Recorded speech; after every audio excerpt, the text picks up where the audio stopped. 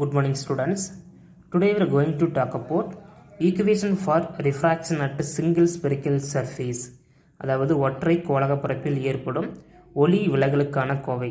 So நம்ம இது வரைக்கும் பார்த்தது என்னன்னா, ஒரு பிளேன் சர்ஃபேஸில் ஒரு லைட் ரே இன்சிடென்ட் ஆனால் அதில் ரிஃப்ராக்ஷன் ஆகுது அப்படின்னு நம்ம பார்த்தோம். ஓகேவா? ஸோ இந்த மாதிரி ஒரு பிளேன் சர்ஃபேஸ் கொண்ட ஒரு கிளாஸ் இருக்குது. அதில் ஒரு லைட் ரே இந்த மாதிரி இன்சிடென்ட் ஆனால் என்னாகும், இங்கே நார்மல் எடுத்துட்டோம், இந்த மாதிரி ரிஃப்ராக்ஷன் ஆகும் அப்படின்னு நம்ம பார்த்துருப்போம். ஓகேவா? பட் அந்த லைட் ரே ஒரு ஸ்பெரிக்கல் சர்ஃபேஸ் கொண்ட அந்த கிளாஸ்லேயுமே ரிஃப்ராக்ஷன் ஆகுது. ஓகேவா? ஸோ ஸ்பெரிக்கல் சர்ஃபேஸ் கொண்ட ஒரு கிளாஸ் எடுத்துக்கிறோம், அதுலேயுமே லைட் ரே இன்சிடென்ட் ஆகிட்டு ஆகுது, ரிஃப்ராக்ஷன் ஆகுது. ஓகேவா? ஸோ இந்த ஸ்பெரிக்கல் சர்ஃபேஸுக்கு சென்டர் பாயிண்ட் இது தான், சென்டர் ஆஃப் கர்வேச்சர். ஸோ இந்த கர்வுக்கு சென்டர் இது, இந்த கர்வுக்கும் சென்டர் இதுதான். ஓகேவா? ஸோ இதில் நம்ம ஒரு இமேஜினரி லைன்ஸ் எடுத்தோம்னா, இந்த மாதிரி எடுத்தோம்னா இதுதான் பிரின்சிபல் ஆக்சிஸ். ஓகேவா? இதுதான் பிரின்சிபல் ஆக்சிஸ், அதாவது தமிழில் முதன்மை அச்சு. ஓகே, அப்போ இந்த பிரின்சிபல் ஆக்சிஸ் இங்கே இருக்கா, இதுதான். இப்போ இந்த பிரின்சிபல் ஆக்சிஸுக்கும் இந்த சென்டர் ஆஃப் கர்வேச்சருக்குள்ள டிஸ்டன்ஸு ரேடியஸ் ஆஃப் கர்வேச்சர், வளைவு ஆரம். சென்டர் ஆஃப் கர்வேச்சர்னால் அது வளைவு மையம், ரேடியஸ் ஆஃப் கர்வேச்சர்னால் அது வளைவு ஆரம். அப்போ இந்த பிரின்சிபல் ஆக்சிஸுக்கும் அந்த போல், இதுதான் போல், இந்த போலுக்கும் சென்டர் ஆஃப் கர்வேச்சருக்கு இடையே உள்ள டிஸ்டன்ஸு என்னது, ரேடியஸ் ஆஃப் கர்வேச்சர். ஓகேவா? ஸோ இந்த பார்ட்டு மட்டும் தான் எடுத்திருக்கேன், அதாவது இதில் பாதி, இதுதான் சிங்கிள் ஸ்பெரிக்கல் சர்ஃபேஸ், இதில் பாதி இந்த பார்ட் இருக்குல்ல, இதை மட்டும் எடுத்து இங்கே போட்டிருக்கேன் இந்த மாதிரி. ஓகேவா? புக்கில் பார்த்தீங்கன்னா உங்களுக்கு ஈஸியாக புரியும். இங்கே பாருங்கள், இந்த ப்ளூ கலரில் டார்க் ப்ளூ, இதுதான் அந்த சிங்கிள் ஸ்பெரிக்கல் சர்ஃபேஸ். ஓகேவா? ஸோ இந்த மாதிரி ஒரு கர்வாக இருக்குது, இதில் இந்த centre of which means centre of curvature, இது பிரின்சிபல் ஆக்சிஸ். இங்கே பாருங்கள், this is imaginary line, principal axis. இங்கே பி போட்டிருக்கு இல்லை, அது பிரின்சிபல் ஆக்சிஸ், முதன்மை அச்சு. இந்த வளைவுக்கு இந்த வளைவுக்கு தான் சென்டர் ஆஃப் கர்வேச்சர் இது. ஓகேவா? அப்போ இந்த போலுக்கும் சென்டர் ஆஃப் கர்வேச்சர் இடையே உள்ள டிஸ்டன்ஸு ரேடியஸ் ஆஃப் கர்வேச்சர், அதாவது வளைவு ஆரம். ஓகே, இப்போ நான் என்ன பண்ணுறேன்னா, இங்கேருந்து ஒரு லைட் ரேவை பாஸ் பண்ணுறேன். ஒரு சோர்ஸ்னாவே ஆல் டைரக்ஷன்லேயுமே ஸ்ப்ரெட் ஆகும், பட் நான் இங்கே 2 லைட் ரே கன்சிடர் பண்ணிக்கிறோம். ஒரு லைட் ரே பாருங்க, இதுதான் ஆப்ஜெக்ட். இங்கேருந்து ஒரு லைட் ரே என்ன ஆகுதுன்னா, இந்த மாதிரி பிரின்சிபல் ஆக்சிஸ்லேயே போகுது. அதனால் பிரின்சிபல் ஆக்சிஸ்லேயே அந்த லைட் ரே ட்ராவல் ஆனால் அது எந்த ஒரு டீவியேஷனும் ஆகாது, ஸ்ட்ரெயிட் லைனில் போகும். பாருங்கள், இங்கே போகுது, அதே மாதிரி இங்கே போகுது. ஓகே, இன்னொரு லைட் ரே இந்த மாதிரி இந்த ஆங்கிள் நான் வந்துட்டு இன்சிடென்ட் பண்ணுறேன். ஸோ இங்கே இந்த ஆங்கிளில் போகிற அந்த லைட் ரே இது என்னது, இது ஏர். ஓகே, இது ஏர் மீடியம், இது வந்துட்டு கிளாஸு. அதனால் இது N1, இது N2, இது ரேரர் மீடியம், இது டென்சரி மீடியம். அப்போ எதில் டென்சிட்டி அதிகமாக இருக்கும், இதில் தான் டென்சிட்டி அதிகமாக இருக்கும். அப்போ N2 greater than N1. ஓகேவா? அப்போ அந்த லைட் ரே இன்சிடென்ட் பண்ணுறேன். ஸோ இங்கே இதுதான் ஏருக்கும் டென்சருக்கு இடையே உள்ள அந்த பவுண்ட்ரி. இங்கே இன்சிடென்ட் ஆகிட்டு ஆக்சுவலாக இந்த மாதிரி தான் இந்த மாதிரி போயிருக்கணும். பட் என்ன ஆகுது, இது rarer medium to denser medium வரதுனால டுவர்ட்ஸ் தி நார்மல். இங்கே பாருங்கள், இந்த சர்ஃபேஸுக்கு நான் என்ன பண்ணுறேன், நார்மல் எடுக்கிறேன். இந்த சர்ஃபேஸுக்கு நார்மல். இங்கே பாருங்கள், இந்த கர்வாக இருக்குது, அதனால் சர்ஃபேஸு நார்மல் எடுத்து இந்த மாதிரி வந்து கரெக்டாக இந்த சென்டர் ஆஃப் கர்வேச்சர்லேயே மீட் ஆகும். ஓகேவா? அப்போ இதுதான் நார்மல். அப்போ இந்த வர இன்சிடென்ட் ஆகிற அந்த லைட் ரே இந்த நார்மலுக்கு என்னாகும், டுவர்ட்ஸ் கிட்ட வரும். ஏன்னா இது rarer medium to denser medium light ray pass ஆகிறதுனால இது டுவர்ட்ஸ் தி நார்மலில் வரும். ஓகேவா? பாருங்கள், இந்த மாதிரி ரெஃப்ராக்ஷன் ஆகிட்டு இங்கே வந்து இமேஜாக விழும். இது ஆப்ஜெக்ட்டு, இங்கே வந்துட்டு இமேஜாக விழும். ஓகே, ஸோ அதனால் இது ஆப்ஜெக்ட்டுக்கு O, இமேஜுக்கு I.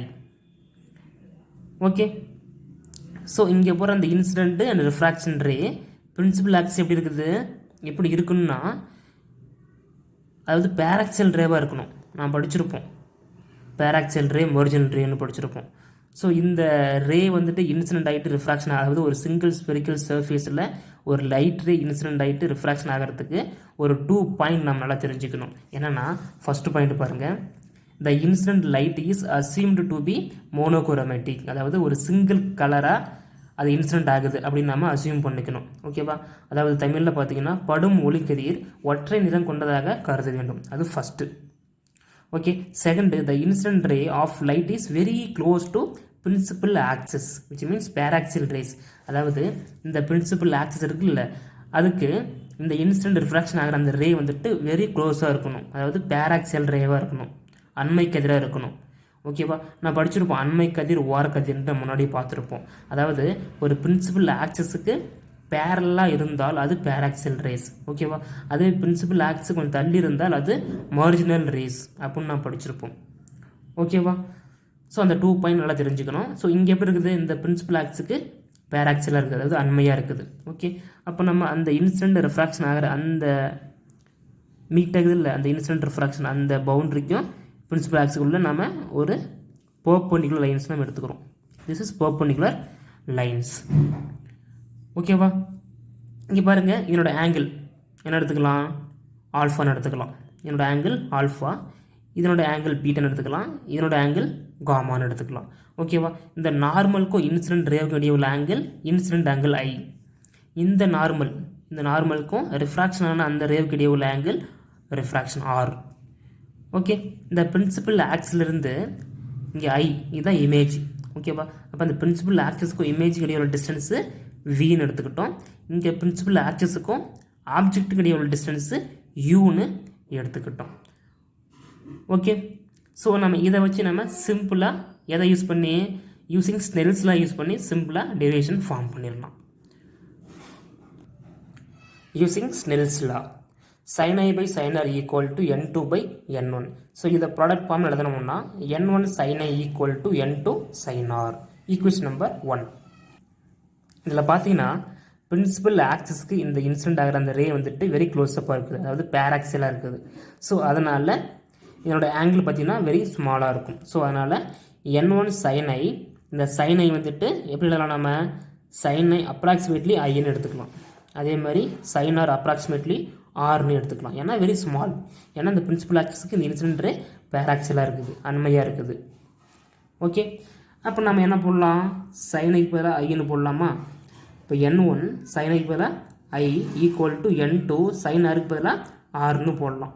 ஓகே. இப்போ n1 i equal to n2 r. Equation number 2.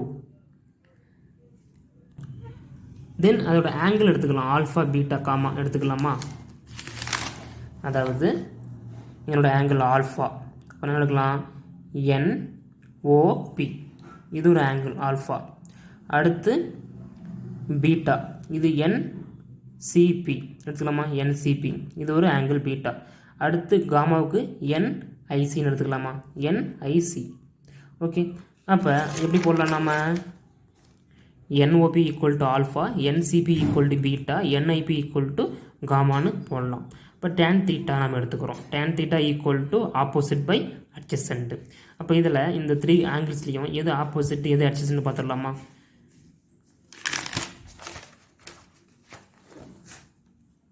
First alpha, அப்போ NOP. இந்த ட்ரையாங்கிளில் பார்த்தீங்கன்னா NOP, இதில் இது ஆப்போசிட்டு, இது அட்ஜசன்ட், இது ஹைப்பர்னியூஸ்.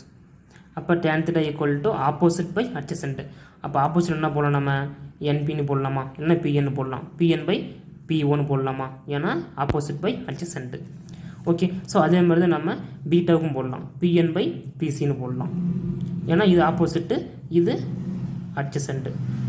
ரைட். அடுத்து நம்ம காமா போட்டோம்னா PN பை PIன்னு போடலாம். ஏன்னா இது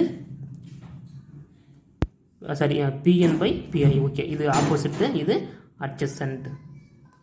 ஓகேவா? ஸோ அதான் அப்படி போட்டிருக்கேன். இங்கே பாருங்கள், tan ஆல்ஃபா தீட்டா போல ஆல்ஃபா போட்டாச்சு. tan alpha equal to opposite என்னது, PN by PO. tan beta equal to PN by PC. tan gamma equal to PN by PI.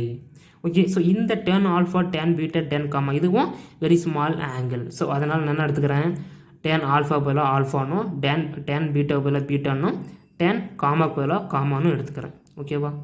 அதாவது டேன் ஆல்ஃபா அப்ராக்சிமேட்லி ஆல்ஃபா அந்த மாதிரி. அப்போ alpha equal to PN by PO, beta equal to PN by PC. இப்போ tan beta approximately beta, tan gamma approximately gamma. இப்போ gamma equal to PN by PI. Equation number 3ன்னு எடுத்துக்கிட்டோம். Okay, தென் அதோட triangle ஓஎன்சி. இங்கே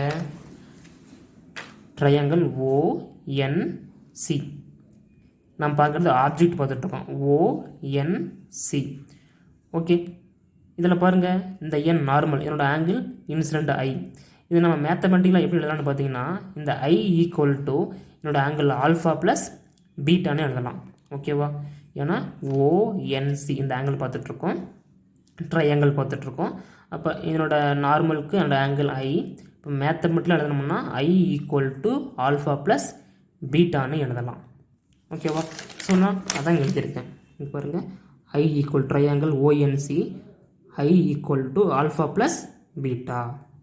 okay, equation number 4. So அடுத்த triangle நம்ம இதை object பார்த்துட்டோம், ஆப்ஜெக்ட் ஓஎன்சி. அடுத்து இமேஜுக்கு பார்க்குறோம், ஐஎன்சி. ஸோ அப்படி ஐஎன்சி பார்க்கும்போது எதுக்கு பார்ப்போம், ஐஎன்சி. ஸோ அப்படி பார்க்கும்போது இங்கே beta equal to R plus காமான்னு எழுதலாம். ஓகேவா? Beta equal to R plus காமான்னு எழுதலாம். பட் நமக்கு ஆர் தான் வேணும். அப்போ ஆர் ஈக்குவல் டு என்ன எழுதலாம், இந்த மாதிரி எழுதலாமா? அதாவது beta equal to R plus gamma, R equal to இந்த காமா ப்ளஸ்ஸு லெஃப்ட் சைடு வந்தால் மைனஸ் ஆயிரும். அப்போ R equal to beta minus gamma. ஓகேவா? Equation number 5. ஸோ இதோட கண்டினியூ அடுத்த வீடியோவில் பார்க்கலாம்.